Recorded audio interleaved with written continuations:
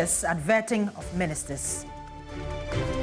Also coming up this afternoon, we have a report on how contaminated wastewater used to irrigate crops is silently poisoning vegetables, posing a rising cholera risk to consumers and communities. And we continue with a series on slaughterhouses with a focus on this afternoon on Slaughterhouse in Salaga.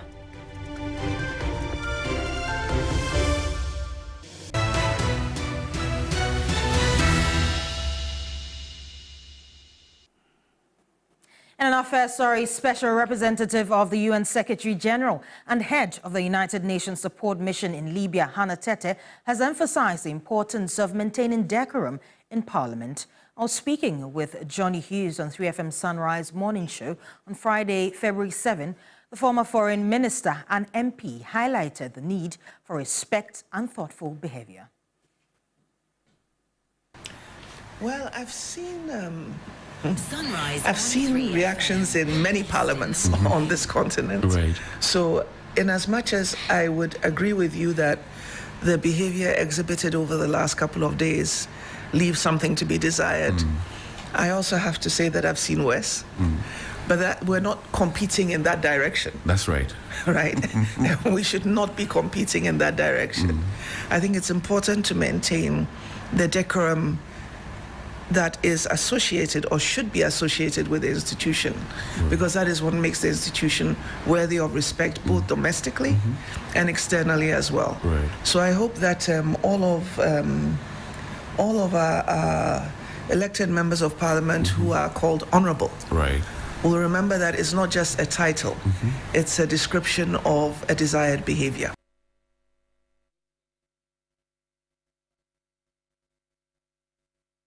Let's do more stories. The vegetables you eat could be posing as a threat to your life, as some farmers are using wastewater from open drains contaminated with fecal matter and bacteria to irrigate crops sold in markets and restaurants.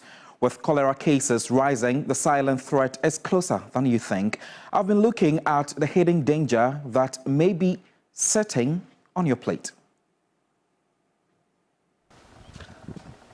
A small vegetable farm along the banks of a polluted drain in Accra, 49-year-old Peter Kofi Ahen bent over a row of vegetable plants, carefully watering them with water scooped directly from the stagnant drain beside his farm.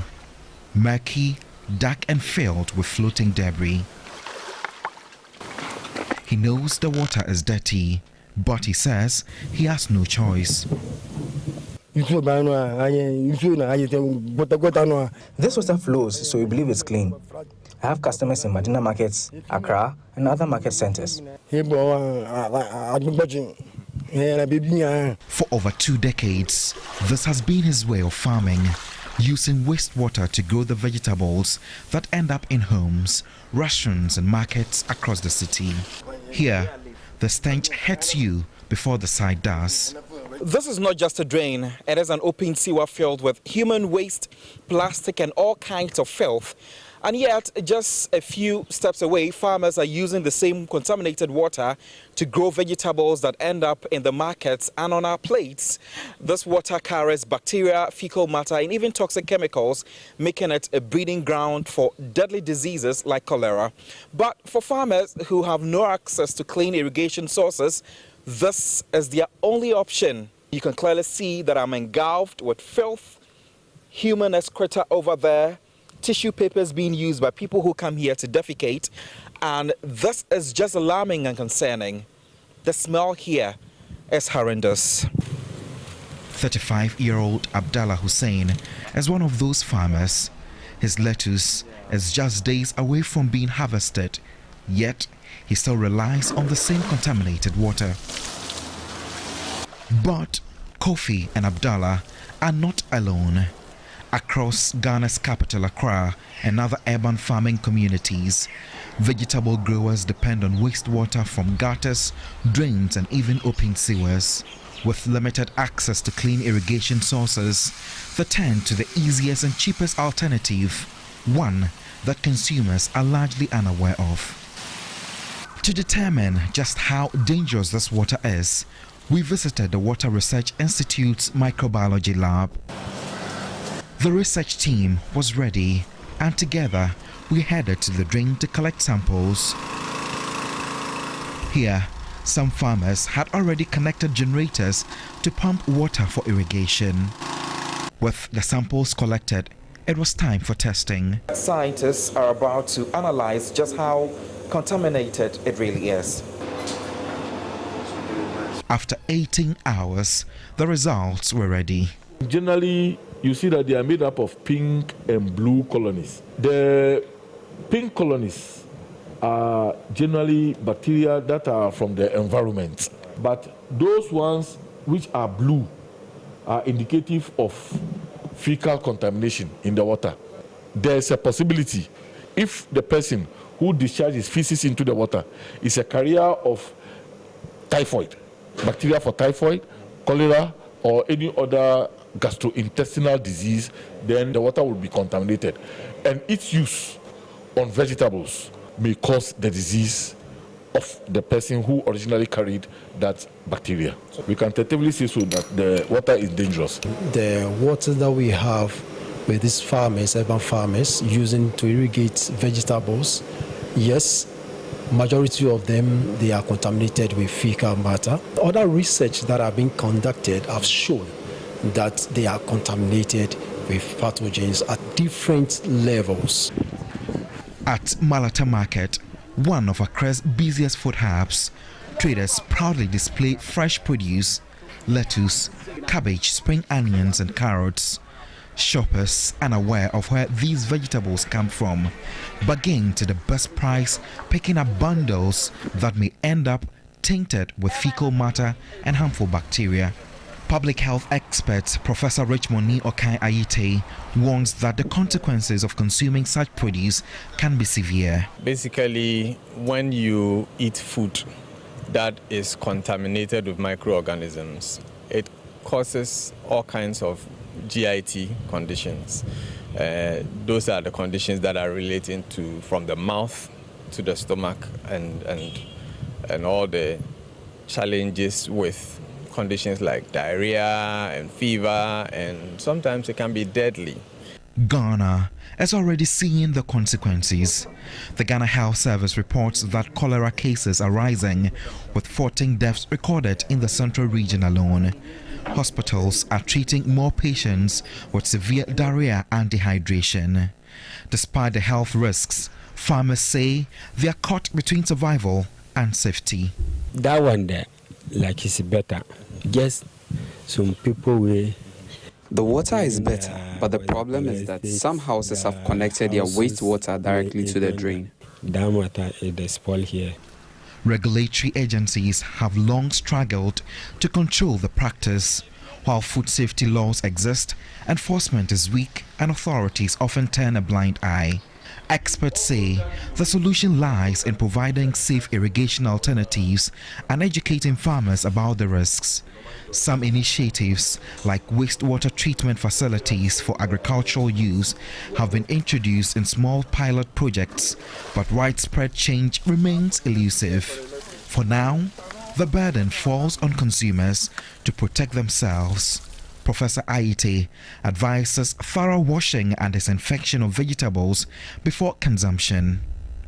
Back at the farm, the farmers continue their work, watering crops with wastewater, just as they have done for years. Soon, these vegetables will be harvested, packed into trucks and transported to markets across the city.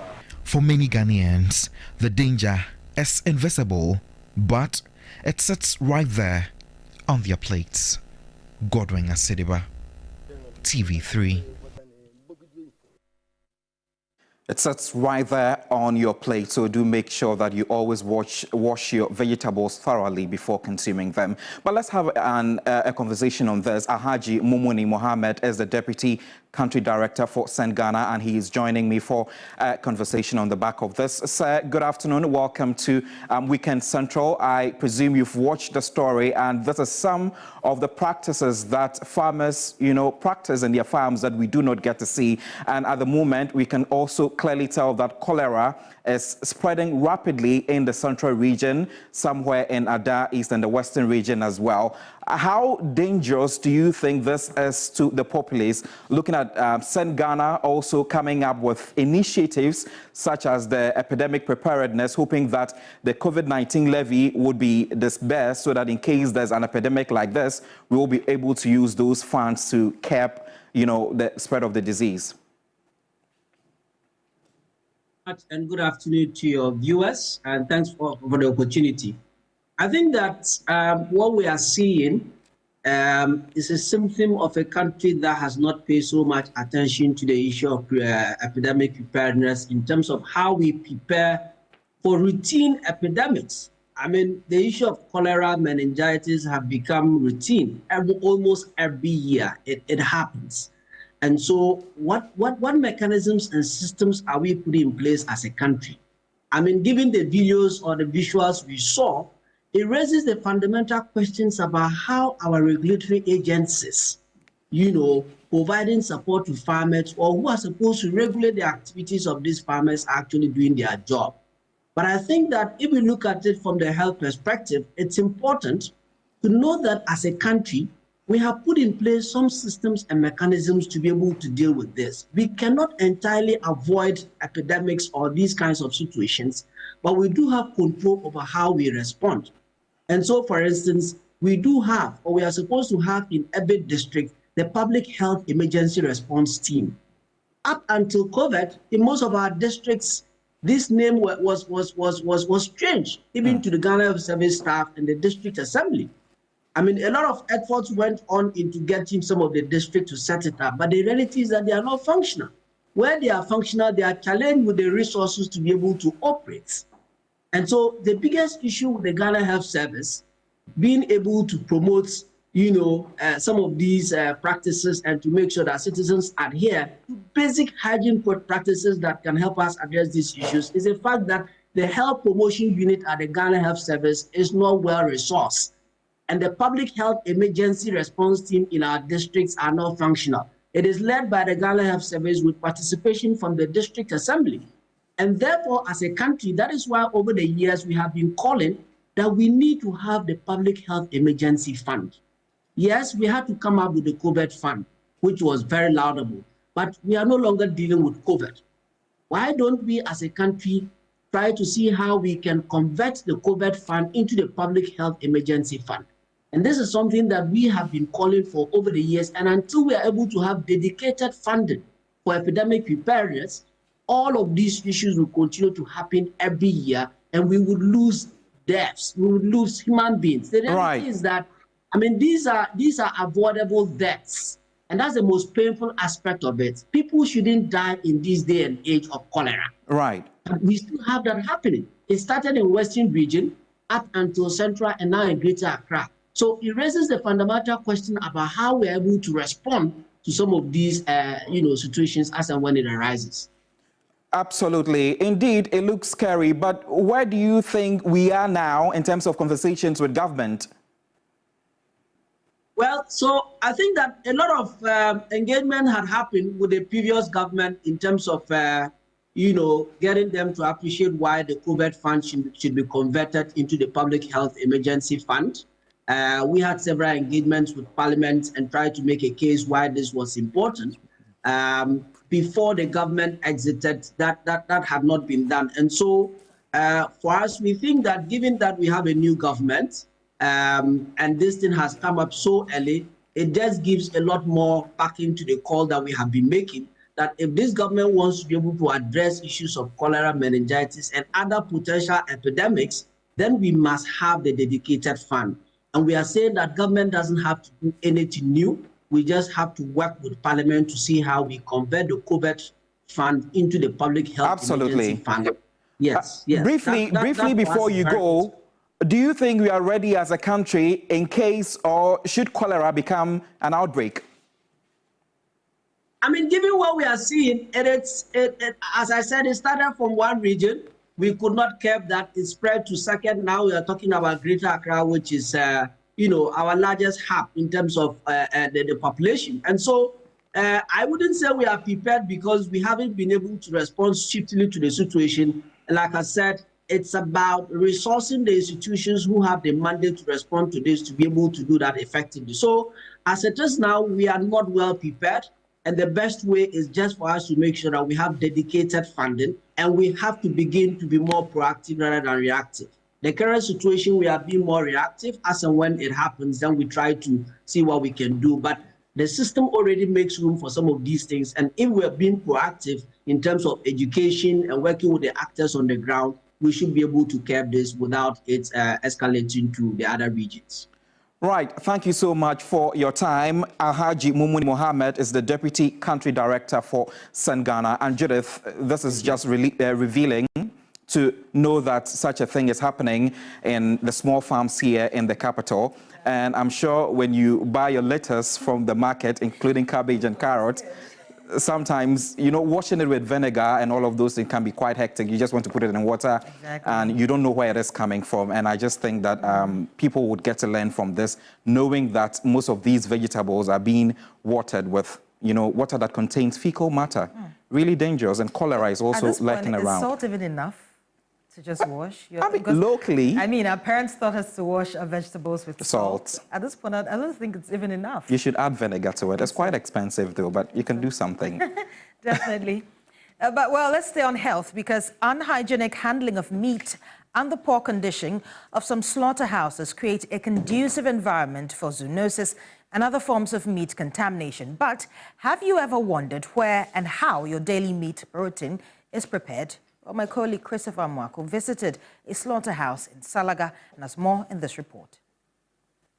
Slaughterhouses, or abattoirs, are the link between the inspected and approved saved meat and the consumer. Slaughterhouses also constitute a critical unit in the supply chain from which foodborne pathogens can disseminate along the processing and distribution lines. Hygienic practices used for handling meat in this place determine the health of the meat consumed.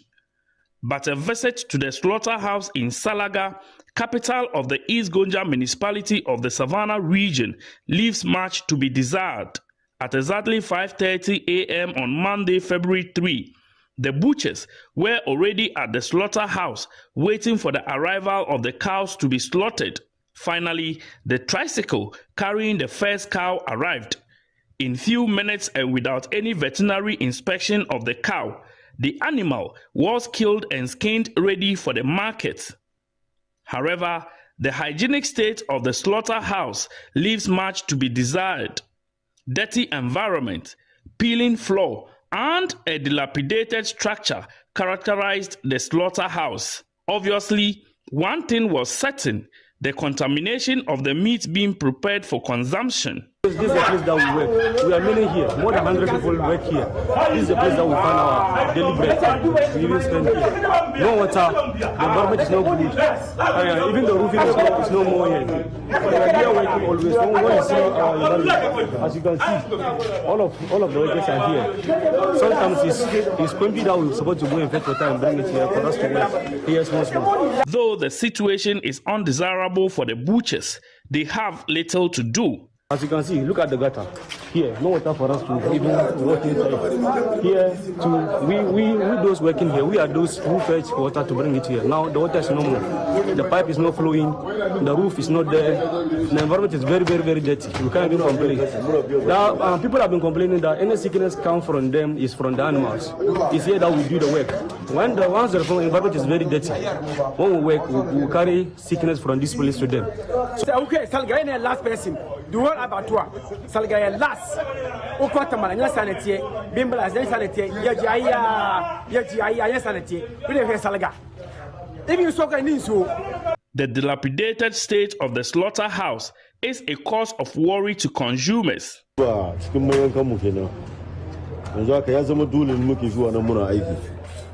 This place is very terrible, to say the least.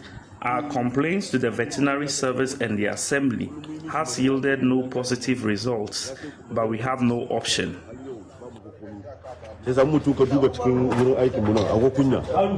Most of the meat-borne bacterial outbreaks are usually attributed to contamination along the supply chain due to poor handling processes. Good hygienic practices at slaughterhouses and distribution at retail shops are key points in ensuring the quality and safety of meat to safeguard public health.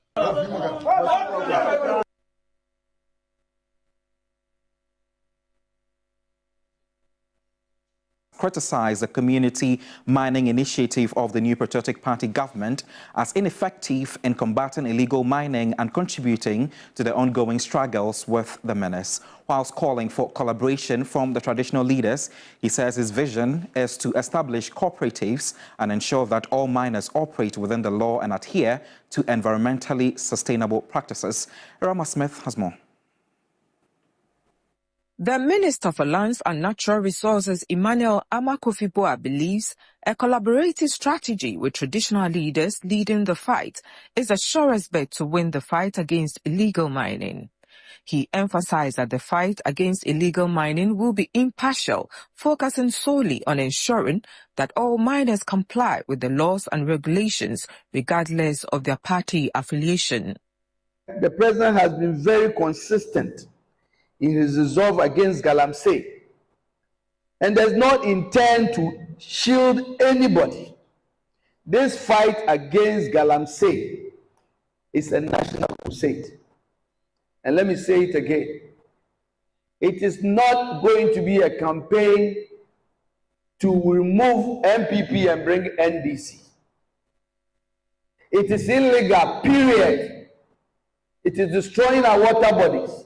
It is destroying our future, and the fight is going to be a united fight for Ghanaians who love this country and our future against few people who have decided to destroy our future. The Lands Minister strongly criticized the community mining initiative launched by the NPP government, calling it ineffective in combating illegal mining and contributing to the current challenges. He, however, remains optimistic and shares his vision for establishing cooperatives in mining areas.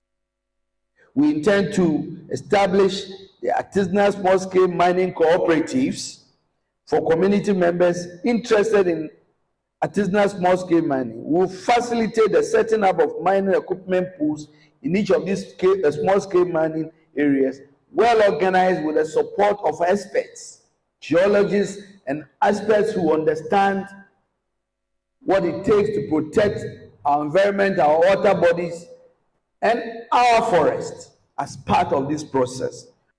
He adds that the era of issuing prospecting licenses from Minerals Commission officers in Accra without consulting traditional authorities is coming to an end. With Nananom being the real custodians of the land in which precious minerals are embodied, you must be actively engaged in the pre and post licensing periods. And at the times when you will be in your areas, and the only thing you know is that somebody has come from Accra to tell you that I have come and I have a prospecting license, will be over. Before we even start a discussion of a mining license in every area of your territory in Ghana, you will be the first to begin that discussion. Meanwhile, some traditional leaders have pledged their support for the Minister of Lands and Natural Resources to succeed in his new role. Rama Smith, TV3 News, 2nd. Now away from mining, the SDA Basic School at Apraku in the Gomwa East District of the Central Region has become a death trap. Deep cracks have developed in the building and other structural damages are posing threat to pupils and teachers. Now, these, among other challenges, are hindering academic activities in the school. Correspondent Akwesiado visits the school and reports. The building has seen no renovation works since 1993 when it was constructed for the community by the Adventist Disaster and Relief Agency, ADRA. Visible cracks have eaten deep into the building affecting its integrity. The windows and doors of the building are also out of place, giving chance for miscreants to perpetrate unpleasant acts in the classrooms. If we take our eyes off from them, they misbehave a lot. Sometimes class 5 will be having other lessons of interest. They will have to turn their eyes to that place. Especially creative arts, it involves a lot of music. So anytime they start playing their music, dancing and those things, I have to stop teaching, allow them to follow them before I will continue. Because if I don't stop, whatever I will teach will be of nothing. By the time they will continue with theirs, then my time is already gone. So we have to move to another subject. Isaac Forsen, headmaster of the Accra SDA Basic School, is appealing for an immediate intervention to address these challenges. If you look at Budumbram up to Opekuma, the only school in between is this school, and the place is fast developing. So we want the stakeholders to come and then put up a very good school building over here that can serve the growing population. And because we don't have good school building, when they come and see the building, then they either go to Opekuma or the next nearby school is St. Gregory at Budumbram. So if you go to these two schools, they are overpopulated. Emmanuel Dogbe, assemblyman for Budumbram, is hoping for the Gomua East District Assembly to intervene as a matter of urgency. I saw some cracks on the building, which I even talked to the headmaster concerning it.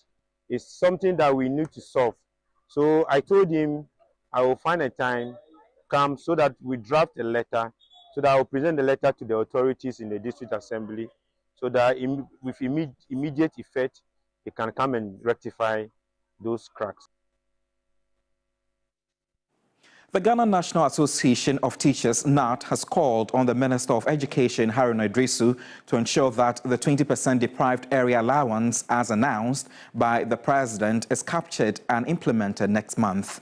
The General Secretary of NAT, Thomas Musa Tanko, spoke with our Labour Affairs correspondent, Daniel Opoku in Accra. The 20% deprived area allowance has been part of the teachers' document for the past 15 years. Several meetings and negotiations between government and the pre-tertiary teacher unions failed to yield results for its implementation. On Thursday, February 6, President Mahama in the Central Region assured the teachers that the 20% will be implemented. We also plan to provide a 20% allowance on top of basic salary for teachers and health workers who accept postings to rural areas. We want to encourage more of our education and health personnel to accept to serve in rural communities and therefore bridge the developmental gap. The Ghana National Association of Teachers, NAT, has lauded President Mahama for his commitment to ensuring its implementation. The General Secretary of NAT, Thomas Tanko Musa, appealed to the Minister of Education to ensure that it is captured in next month's budget.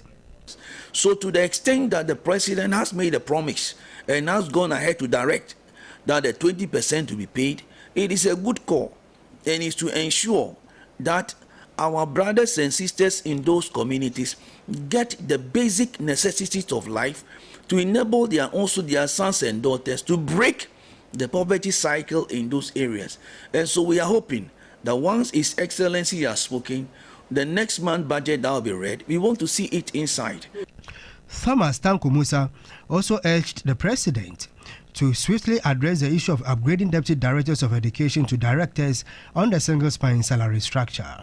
The movement on the single spine by the teachers, those who are on deputy director to director 2, as we are hoping that those also will be done. When we pray that His Excellency will also add those ones as soon as possible. We pray that this particular thing, nobody will stand the way of the President of saying that let us go and get this one done as been in the past. This one, next month, we want to see it. The allowance is part of measures to ensure teachers accept postings to deprived rural areas.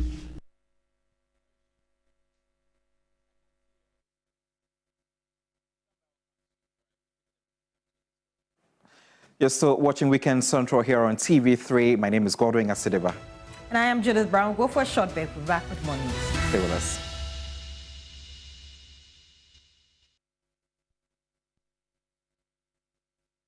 With DSTV, and we'll show up by giving you more incredible entertainment. Going to have a little fun. Upgrade your subscription between the 13th of January and the 31st of March and get an even higher package for a whole month on us. Buckle up, here we go.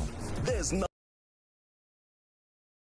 nothing better than putting a bit in but getting a lot out.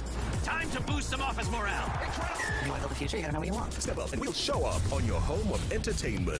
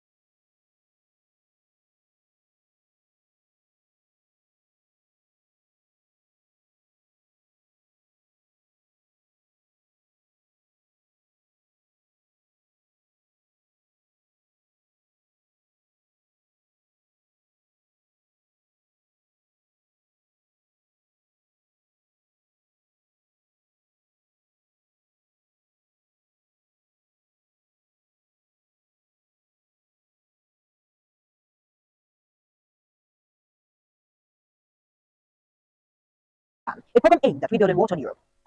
In 1961, President John F. Kennedy signed the Foreign Assistance Act, which created the USAID. Now, the agency's primary goal was to promote economic growth, stability, and self-reliance in developing countries. USAID expanded its operations during the 1960s and 70s to address global challenges such as poverty, hunger, and disease, and later shifted its focus towards promoting democracy, human rights, and economic reform in developing countries.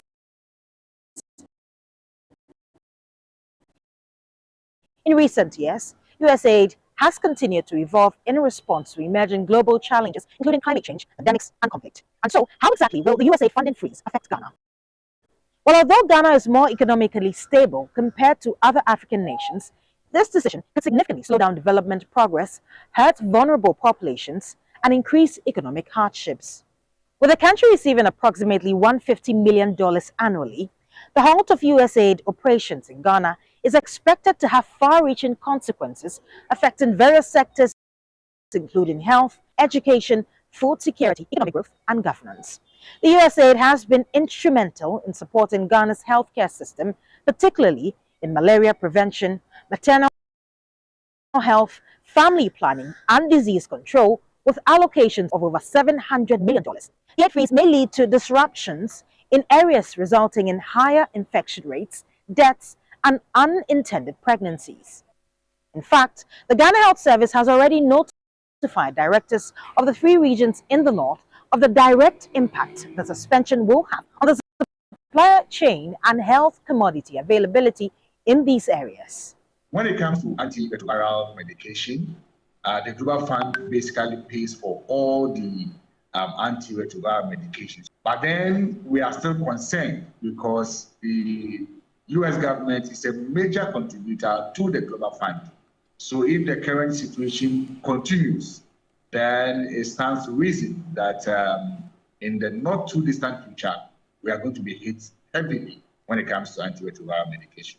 USAID-funded programs such as Feed the Future Initiative and Food for Peace program may come to a halt, leading to higher food prices, reduced farmer productivity, and increased malnutrition, especially in rural communities and among school children. Many education projects, including school infrastructure, development, teacher training programs, and scholarships for underprivileged children, may stall due to funding cuts of over $30 million. Now, the aid freeze may also result in reduced job opportunities and layoffs in the NGOs and private sectors, as many Ghanaian organizations rely heavily on USAID grants to sustain operations, not forgetting the likelihood of increased security risks, particularly in tackling cross-border crime and extremism threats, and worsened living conditions for refugees and vulnerable groups in Ghana. Despite these threats, however, there are those who believe this decision is in the right direction. Africans should also learn from this, because it's not every day that we will take our bowl and go out and expect that somebody will put something in for us. So yes, this is a lesson for Africans. We have to learn, and we have to know how we can take care of ourselves. So what is the way forward? We need to take cognizance of the fact that a lot of the donor inflows may not be coming. And so we need to actually commit more resources to help. And then more specifically on HIV and AIDS, the first Mahama administration actually amended the Ghana AIDS Commission Act. And in that amendment, they introduced what they call the National HIV and AIDS Fund. So now that the president is back again, we are hoping that he will continue from where he started in 2016. The full impact on this decision remains to be seen. Judith Brown, TV3 News. A major road construction project in the Shea Osudoku constituency is bringing relief to residents and farmers. As work continues, the Greater Accra Regional Minister and Member of Parliament for the area, Linda Aquila Oklu, visited the site to assess work and engage with the community. Progress is being made on the much-anticipated road construction project in the Shea Osudoku constituency, a development that has been met with excitement and relief by residents and farmers. The project, which began in December 2024, is being led by ADB and has already seen significant work done. The Greater Accra Regional Minister and MP for the area, Linda Akwele-Oklo, toured the site to evaluate the progress and interact with residents. She expressed satisfaction with the construction efforts, emphasizing the importance of infrastructure in enhancing the economic growth of the constituency. I'm happy so far where they've gotten. So we are here to ask them some of the challenges they are facing, and then also compensation, because farmlands has been taken, so they have to make sure that they compensate the people. And after this Friday, the rest will be settled. So I'll be doing a follow-up to make sure that the rest are being settled. So. Farmers who were impacted by the project have also started receiving compensation. According to the project consultant, Samuel Bedu Afel, 71 out of over 200 affected farmers have already been compensated. This part that we are in session 4 from Asuchare to Aveime. We have session 3, which is from Adidomi to Askuma Junction. The project's duration is for 24 months, so we are looking to complete by 2026 December. We had to identify all these farmers. The list are with the Ghana Highway Authority, and they've started compensating the farmers. As it stands, on this stretch, about 71 of the farmers have been compensated. While the progress has been well received, residents and farmers are urging authorities to speed up the construction process. We crop twice a year, the major and minor. So we are appealing to them that since they have started the job, they should speed up so that I think within April we can start our major season. Authorities have assured the public that the road remains a top priority and that work will continue to ensure its completion. For now, residents remain hopeful that soon they will have a fully completed road to boost economic activities. Now, on Tuesday, a select group of individuals from all 261 districts across the country will line up to select members or elect members to the Council of State. Now, what is the Council of State and what is their relevance in Ghana's democracy? Enonam Haliga explains or answers these questions in this 3 News Explainer. On February 11, Ghana will witness another crucial step in its democratic process as about 150 candidates contest for regional slots in the Council of State elections. However, gender representation remains a concern, with only 10 of the candidates, just 6%, being women. The remaining over 150 are men, highlighting the ongoing challenge of female participation in high-level governance. Unlike general elections, this vote is not open to the public. Instead, an electoral college system is used where 2 representatives from each district assembly cast their vote to elect a regional representative. Established under the Articles 89 and 92 of the 1992 Constitution, the Council of State serves as an advisory body to the President, providing guidance on key national issues. Its members include a former Chief Justice, a former Chief of Defense Staff, a former Inspector General of Police, the President of the National House of Chiefs, 16 elected regional representatives, and 11 other members appointed by the President. The Council elects its chairman from among the members, and they serve until the President's term ends unless a member resigns, becomes incapacitated, or dismissed from misconduct with parliamentary approval. The Council of States plays a crucial role in governance, offering advice on bills before they become law, reviewing key presidential appointments, and guiding the President on national issues. Essentially, they are the Board of Governors or advisors to the President. Only their advice per a recent Supreme Court ruling is not binding on the President. The recent legal debate over the appointment of the acting BOG Governor, Dr. Johnson Esiama, without a consultation of the Council, perhaps highlights the role of the constitutional creature. With election just days away, attention is on the selection process and whether it will bring diverse perspective into national decision-making. Will this new council reflect a more inclusive leadership, or will the status quo persist? Enonam Haliga, TV3 News, Accra.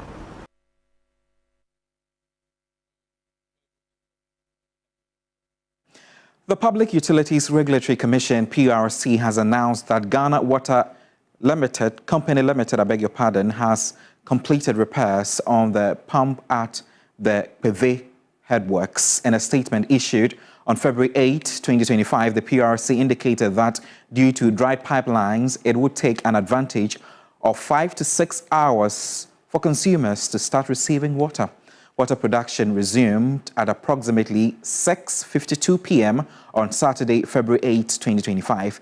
The Commission urged consumers to remain patient as the distribution team works to restore supply to all affected areas.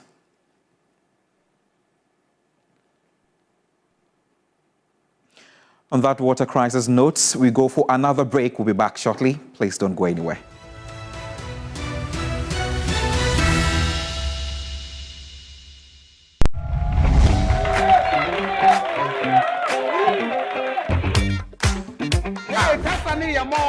Season 2. Season 2. Okay. About network. Into your one, I say taxi driver or bow upon Chiba. Because you are in fact you're far upon case in there. Emma Hannah. I do like I know yet, but my tin in there. Give me one in there. Share my tin in there.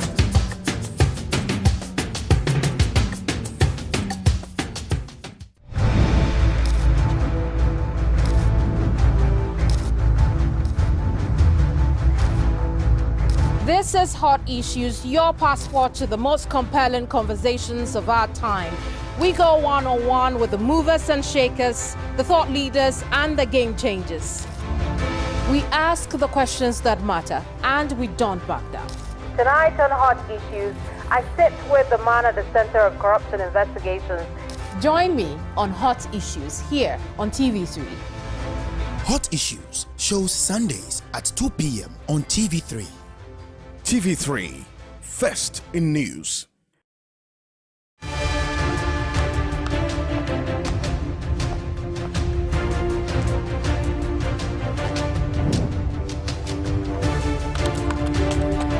This is the show that brings finality to all the critical issues. It is the stage where all the facts are checked, issues thoroughly interrogated, opinions shaped, and debates settled. But over here, we do more than just talk. We resolve problems. We hold those in power accountable.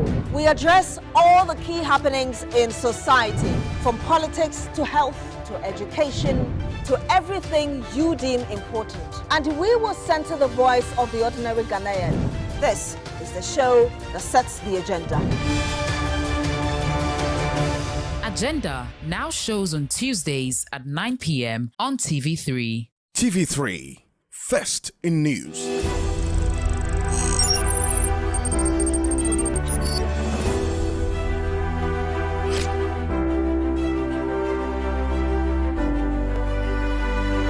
In these challenging economic times, it's all about the hand that writes the check and the one. 2 shows Sunday at 3 p.m. on TV3. Brought to you by Tampico.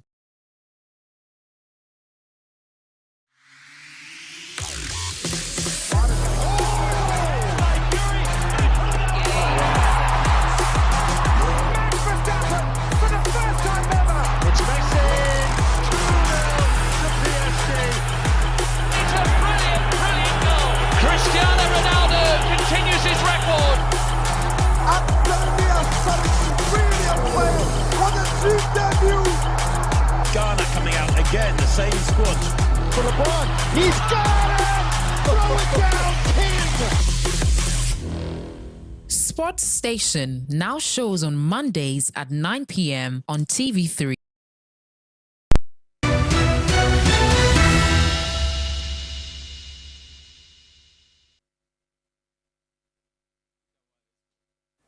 Now, Minister of Foreign Affairs Samuel Okudzeto-Ablakwa has urged Ghanaians living abroad to get closer to their embassies for assistance.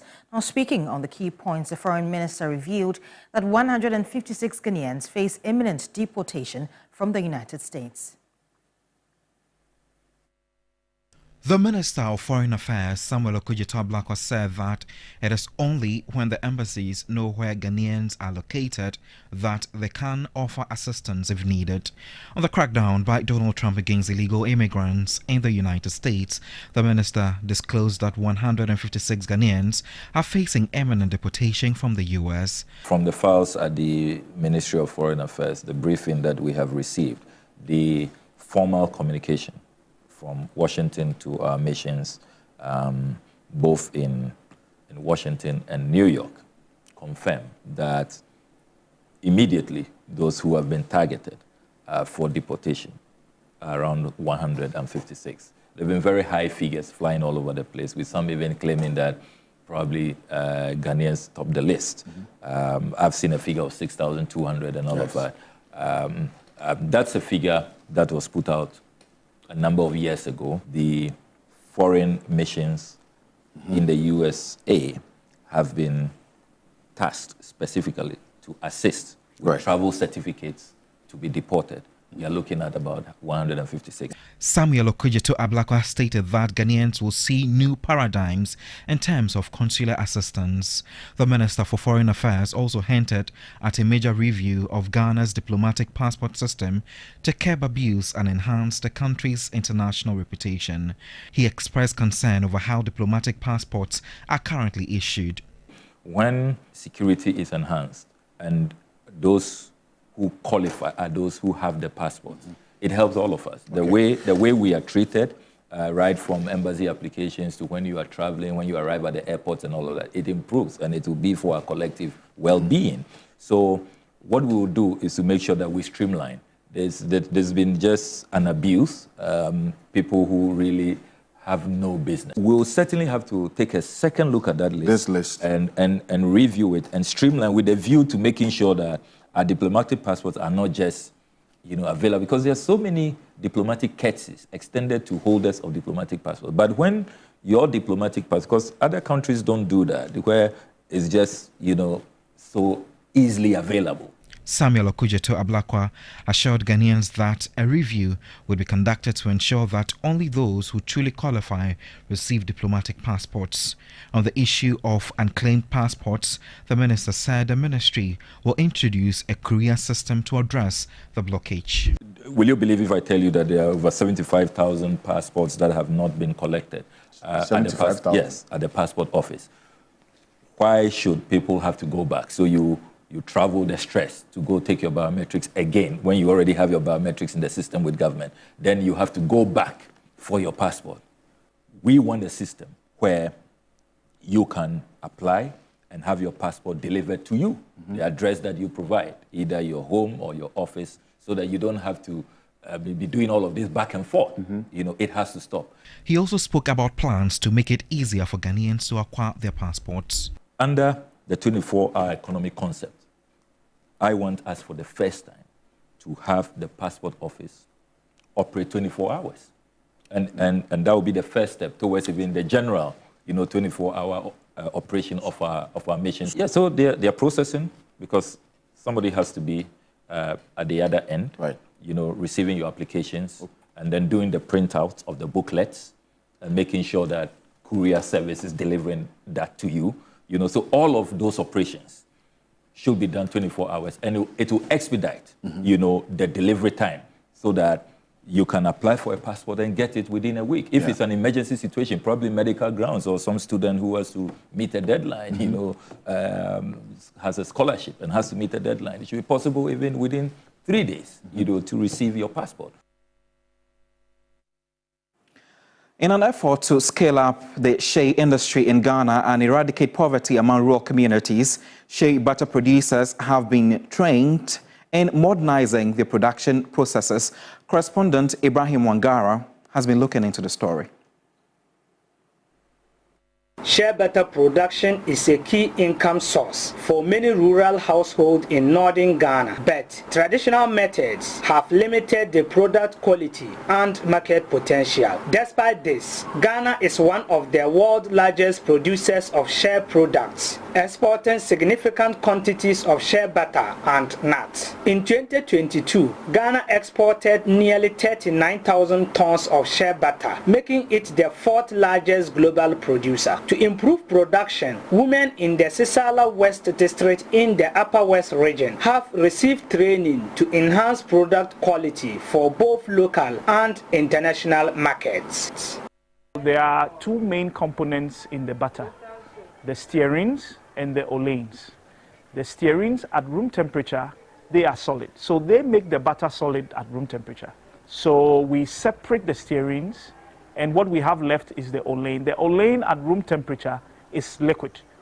So after the steps that we have put together, the final product will remain liquid at room temperature. Executive Director of Capex Ghana, Abu Al-Hassan, believes the training will contribute to economic growth. After COVID, cooking oil prices soared to the roof. They became so expensive that poor households could not afford cooking oil. We took it upon ourselves to see how we could use the opportunity of shea butter that is readily available to people living in the northern part of Ghana, to use it as a conduit for creating jobs for young people and yet making cooking oil available at cheaper prices in the local markets. Some participants expressed optimism that the new skills will improve their livelihood. Now in sports, since the untimely death of popular Kotoko fan Pole in the March Day 19 game against Nswatri in Nswatri, the club have taken some actions. Earlier this week, they announced a withdrawal of all football activities until justice is served and will hold a night vigil for Pole on Sunday evening. 3 Sports spoke to some fans in Kumasi who are pleased with the club's initiatives so far. Yes, I side with the management of the team, what they've planned to do, that they will boycott every activity until justice has been served. We have to stop this once and for all. This is not the first time we've seen such a thing, and it should start from somewhere. So if Kotoko is taking the lead, I think it's the right way for them to do. Okay, it was a Nipa and Akoko. So what are they? Sebi okra ukra at 200 nashe. And it's a now the second Asha Wako will be no war. It is a right direction Kotoko because of Munyade or more mobile. And I think I was deeply satisfied that the club also has made a decision that until justice so properly served, they will not attend to any first team obligations. It may cost the club a bit, but there's no better way to show support and to call for justice than what they have done. Right. It's time for us to go. But I just want to assure viewers that they should tune in at 7 p.m. as well to watch Poison on Our Plates. I believe it's a story that is of much concern to a lot of the people. Certainly. Absolutely. Certainly. You will be reading. Yes, tonight. So make sure you join at 7 p.m. and enjoy the news as well. And also get cautioned, Poisoned on the Plates will be showing tonight as well. My name is Judith Brown. Thanks for staying with us. My name is Godwin Asidiba. I love this outfit, by the way, by Nana K Clothing. Don't you like it? Definitely. Looking awesome. Right, so we'll catch you same time next week. Do enjoy the rest of our programming. See you. Bye-bye. Bye.